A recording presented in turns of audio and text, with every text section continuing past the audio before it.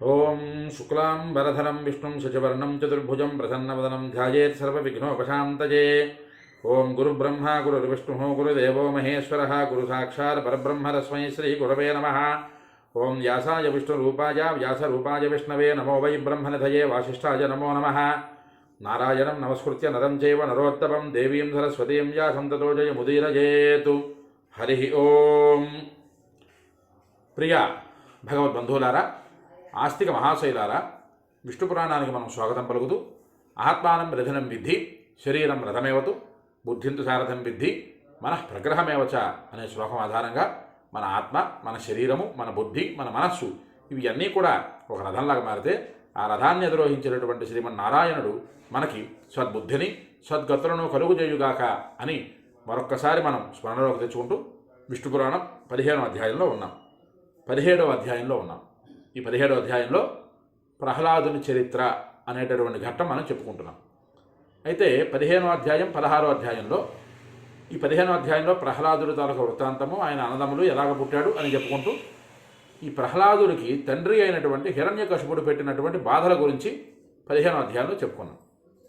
16వ అధ్యాయంలో మైత్రేయ మహర్షి పరాశరుడు వారికి అడిగినటువంటి ప్రశ్నలు, ఈ ప్రహ్లాదుని తండ్రి ఎందుకు అన్ని అష్టకష్టాల పాలు చేశాడు, తండ్రి ఎవరూ చేయనటువంటి మహాఘోరమైనటువంటి పాపకృత్యాలు ప్రహ్లాదుని పట్ల ఎందుకు చేశాడు, ఏనుగులతో తొక్కించడం అని కానీ, కాళ్ళు చేతులు కట్టి సముద్రంలో పడివేయడం అని కానీ, అలాగే మిగతా ఇతరత్రా విషయాలలో పెద్ద పెద్ద మంటల్లో దూకించడం కానీ, పెద్ద పెద్ద కొండల మించి ఆ ప్రహ్లాదుని పడవేయడం కానీ, భయంకరమైనటువంటి ఆయుధాలతో ప్రహ్లాదుని శరీరాన్ని విచ్ఛిన్నం చేయడానికి ప్రయత్నించడం కానీ, ఇవి అన్నీ కూడా ఎందుకు చేశాడు ఓ మహాభాగా పరాశర మహర్షి నాకు వివరించు అని మైత్రేయ మహర్షి పరాశరుల వారికి అడిగితే పరాశరుల వారు చెప్పినటువంటి ఘట్టం ఇక్కడి నుంచి వస్తుంది.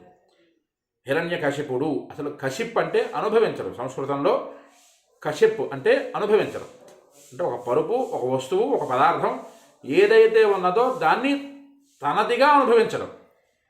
ఈ పదం మనకి చాలా విచిత్రంగా అనిపిస్తుంది. అయినా సరే ఈ హిరణ్యకశిపుడి తాలూకా ఘోర అపరాధాలు, ఆయన చేసినటువంటి మహోగ్రమైనటువంటి తపస్సు, బ్రహ్మదేవుడి వలన ఎలాంటి వరాన్ని ఆ హిరణ్యకశిపుడు పొందాడు అనేటటువంటిది ఈ ఘట్టంలో మనం చెప్పుకుందాం. ఎందుకంటే మైత్రేయ మహర్షి అడిగినటువంటి ప్రశ్నలకి పరాశరుడు వారు చెబుతూ ఈ 17వ అధ్యాయం ప్రారంభం చేస్తూ, మైత్రేయ శ్రూయతాం సమ్యక్ చరితం తస్య ధీమతః ప్రహ్లాదస్య స్వదోదార చరిత్రస్య మహాత్మనః అని ప్రారంభం చేశారు పరాశరుడు వారు. ఇక్కడ ఈ పరాశరుడు వారు చెబుతూ, ఓ మైత్రేయ మహర్షి బుద్ధిమంతుడు, మహాత్ముడు, నిరంతరం ఉదార స్వరూపుడు, ఉదార చరిత్రుడు అయినటువంటి ప్రహ్లాదుని వృత్తాంతాన్ని చెబుతున్నాను, చక్కగా సావధానంగా ఆలకించు అని ఆ పరాశరుడు వారు మైత్రేయ మహర్షికి చెబుతున్నారు. ఇక్కడ నుంచి వచ్చినటువంటి ఘట్టం చాలా విశేషణాలతో కూడుకున్నటువంటి ఘట్టం. దితేహి పుత్రో మహావీర్యో హిరణ్యకశిపః పురా త్రైలోక్యం వశమానిన్యే బ్రహ్మణ వరదర్పితః. పూర్వకాలంలో దితి సంతానంలో కుమారుడైనటువంటి హిరణ్యకశిపుడు అనేటటువంటి మహాబలపరాక్రమశాలి ఆయన దితి గర్భాన జన్మించాడు. జన్మించినటువంటి ఆయన బ్రహ్మ కోసం తపస్సు చేశాడు, బ్రహ్మాండమైనటువంటి వరాల్ని పొందాడు. ఆ గర్వంతో ముల్లోకాలని కూడా తన వశం చేసుకున్నాడు అని ఇక్కడ ఈ విష్ణు పురాణంలో పరాశరుడు వారు మైత్రేయ మహర్షికి చెప్పారు. తపస్సు దేనికోసం చేశాడు, ఎంత మహోగ్రమైనటువంటి తపస్సు చేశాడు, ఎలాంటి వరాల్ని పొందాడు అన్నది ఇక్కడ ఈ పురాణంలో పరాశరుడు వారు స్పృశించలేదు.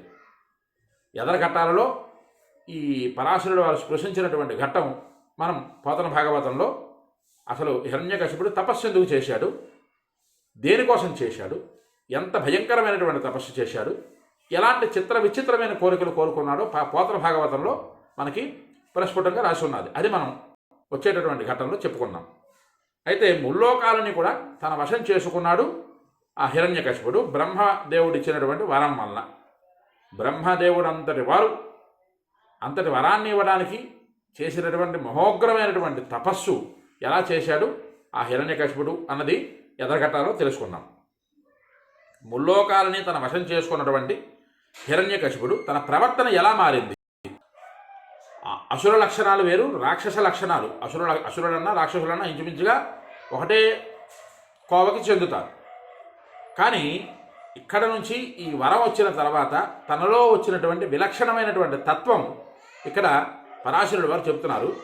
ఆ హిరణ్యకశిపుడిలో వచ్చినటువంటి విలక్షణమైనటువంటి తత్వం గురించి చెబుతున్నారు. ఇంద్రత్వం అకరోత్ దైత్య స చాసీత్ సవితా స్వయం వాయురగ్నిరపాం నాథ సోమస్య భూన్మహాసుర.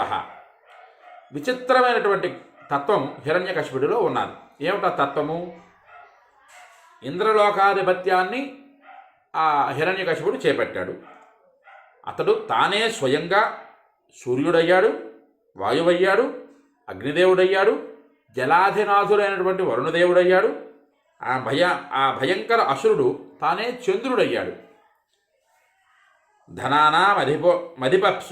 ధనానామధిప సోభూత్ స ఏవాసీత్ స్వయం యమః యజ్ఞభాగాన శేషాంస్తు సస్వయం బుభుజే సురః. ధనాధిపతి అయినటువంటి కుబేరుడు హిరణ్యకశిపుడే అయ్యాడు. తానే స్వయంగా యముడయ్యాడు. ఆ అసురుడే స్వయంగా సమస్త యజ్ఞ హవిర్భాగాలను స్వీకరించి అనుభవించసాగాడు అని చెబుతూ దేవాః స్వర్గం పరిత్యజ్య తత్రాసాన్ మునిషత్తమ విచేరుర వనౌ సర్వే బిభ్రాణ మానుషీం తనిం. ఓ మునిప్రవర, దేవతలు అందరూ అతడంటే భయపడిపోయి స్వర్గం వదిలేసి మనుష్య శరీరాలు ధరించి భూమండలంలో తిరగసాగారు అని పరాశరుడు వారు కథాగమనాన్ని చెబుతున్నారు. చూడండి, ఆ పేరులోనే నాకు చెప్పుకున్నాం. కశిపు అంటే అనుభవించడం. ముల్లోకాధిపత్యాన్ని స్వీకరించాడు. అలాగే ఆ దైత్యుడు ఇంద్రుడయ్యాడు, సూర్యుడయ్యాడు, ఇంద్రభోగాల్ని అనుభవించాడు, సూర్యభోగాల్ని అనుభవించాడు, యముడయ్యాడు. ఎవడికి అతనికి నచ్చినవాణ్ణి సంహరిస్తాడు, నచ్చనివాణ్ణి సంహరిస్తాడు, నచ్చినవాణ్ణి విడిచిపెడతాడు. అతడే వరుణుడయ్యాడు. ఎప్పుడు అవకాశమైతే తనకు నచ్చితే వానలు కురిపిస్తాడు, నచ్చకపోతే వానలు కురిపించడు. తనకు నచ్చినట్టుగా చేసుకొని వెళ్ళిపోయాడు. ఈ రీతిన వెళుతున్నటువంటి హిరణ్యకశిపుడి ప్రవర్తన వలన ప్రకృతి మొత్తం అతలాకుతలం అయిపోయింది అని పరాశరుడు వారు చెప్పకనే ఇక్కడ చెబుతున్నారు. ఏదైతే ధర్మం ఉన్నాదో ఆ ధర్మం పూర్తిగా తలకిందులైపోయింది. ముల్లోకాలని తన వశం చేసుకున్నటువంటి హిరణ్యకశిపుడు తనకు నచ్చిన విధంగా నడుచుకున్నాడు. ముల్లోకాధిపత్యం ఎవరిచ్చారు? బ్రహ్మదేవుడు. దేనికోసం ఇచ్చాడు? తన కోసం చేసినటువంటి మహోగ్రమైనటువంటి తపస్సుకు మెచ్చి ఇచ్చాడు. ఆ మహోగ్రమైనటువంటి తపస్సు దాని ప్రభావం ఎంత తీవ్రమైనటువంటి వరాన్ని కోరాడు హిరణ్యకశిపుడు, అంతే తీవ్రమైనటువంటి అంతకన్నా తీవ్రమైనటువంటి పనులు చేశాడు హిరణ్యకశిపుడు అని ఇక్కడ పరాశరుల వారు చెబుతున్నారు. జిత్వా త్రిభువనం సర్వం త్రైలోక్యస్య ఐశ్వర్యదర్పితః ఉపగీయమానో గంధర్వై బుభుజే విషయాన్ ప్రియాన్.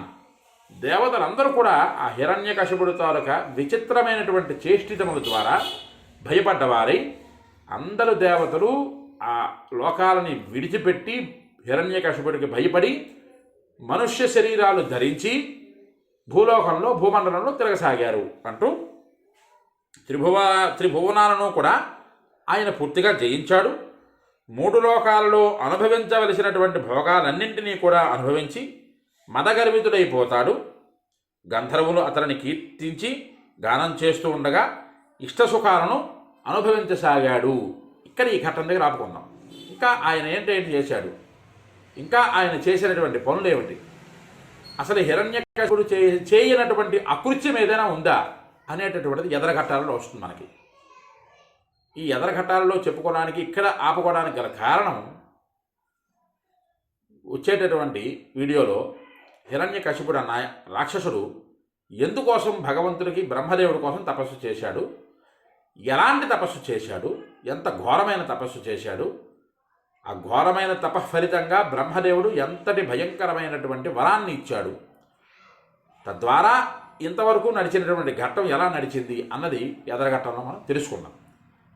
అయితే ప్రహ్లాదుడికి ఇంకా హిరణ్యకశిపుడు పెట్టినటువంటి హింసలు కానీ, ప్రహ్లాదుడు తాలూకా ఏకాగ్రమైనటువంటి మనస్సును కానీ, పరమాద్భుతమైనటువంటి ఘట్టాలు ఎదరఘట్టంలో 17వ అధ్యాయంలో మనకున్నాయి.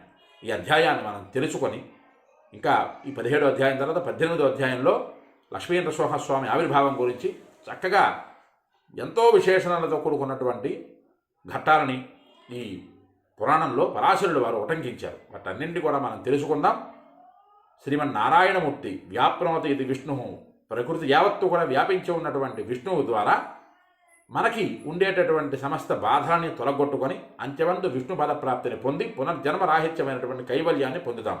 ఎవరైతే ఈ పురాణాన్ని వింటారో, ఎవరైతే ఈ వీడియోని ఫాలో అవుతూ ఉంటారో వారికి విష్ణువు సంపూర్ణ కృపా కటాక్ష వీక్షణాలు కలగాలని ఆశిస్తూ ఈ వీడియో నచ్చినట్లయితే లైక్ చేయండి, షేర్ చేయండి.